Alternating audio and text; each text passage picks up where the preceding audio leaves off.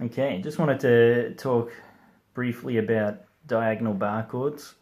So I came across a couple of difficult chord shapes in a Ted Green piece I was learning that required diagonal bar chords, and it took me a little bit to get the hang of it in these particular chords, but in the process I was looking up information about these diagonal bars and I couldn't find anything on YouTube, so I thought I'd make a quick little video talking about it. So what it is, we all know the standard bar chords, of course, I assume, otherwise, yeah, you wouldn't be watching this. The diagonal bar, as it sounds, we've got one finger playing different frets on different strings at the same time. So for an example, there's the first finger's playing 5 and 4 on the B and E strings, and the way I do that is the B string I'm just playing normally with the fingertip, but the E string I curled my finger around and I'm fretting with that part of the finger sort of just around that joint there.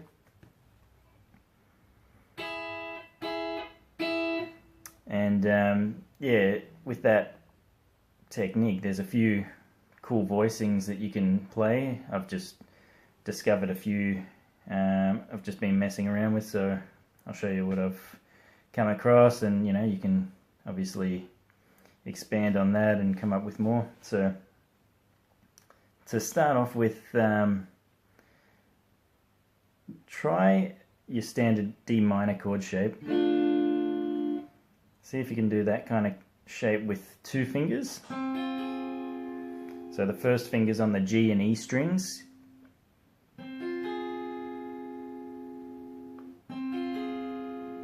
And yeah, like before, I'm getting the G string with the fingertip and the E string on that joint of the finger. And if you can get that, it'll make these other chords a bit easier that I'm going to show you. So first one, second inversion of an F major 7, F sharp major 7 closed voicing. To do it with 4 fingers,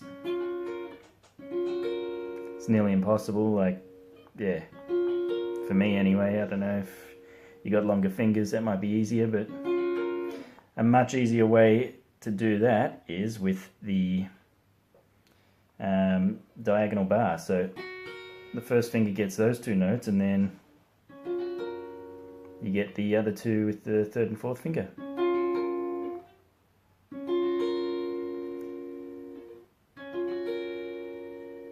Cool. That's yeah. So that's one. Another one's a minor 9 closed voicing. So you know would never normally be able to play a 9th chord with closed voicing and include every note, because the way the guitar works out, it's really difficult. But with this diagonal bar you can actually do it. So you've got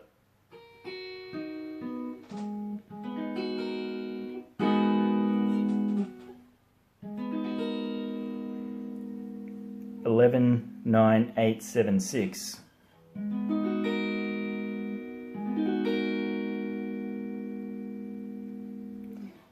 Alright, so how about a dominant chord, B flat 9, closed voicing.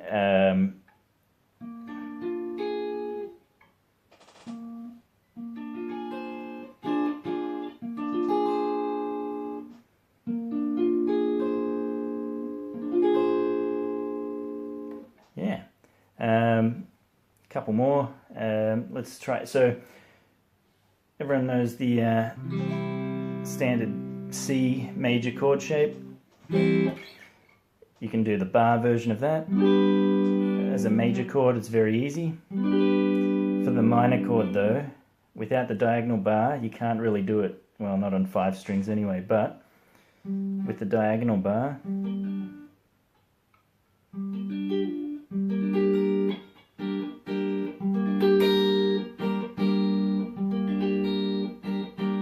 alright, so I've got 10, 8, 7, 8, 6.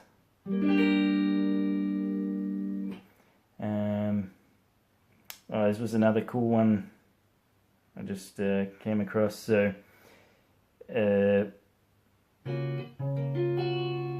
there's a major 7 drop voicing second inversion chord that I like playing like that on the E, D, G and B strings, and I just realized with the diagonal bar I can actually add in another third on top. So that's an F sharp major 7. You can play the root on the A string or the 5th. Yeah, I've only been playing around with this for the last hour or so, but these are just some of the first chords I've come across using this technique, so I'm going to explore it more and practice with it. But yeah, anyone else who's interested in diagonal bar chords, that's yeah, hopefully something to get you started.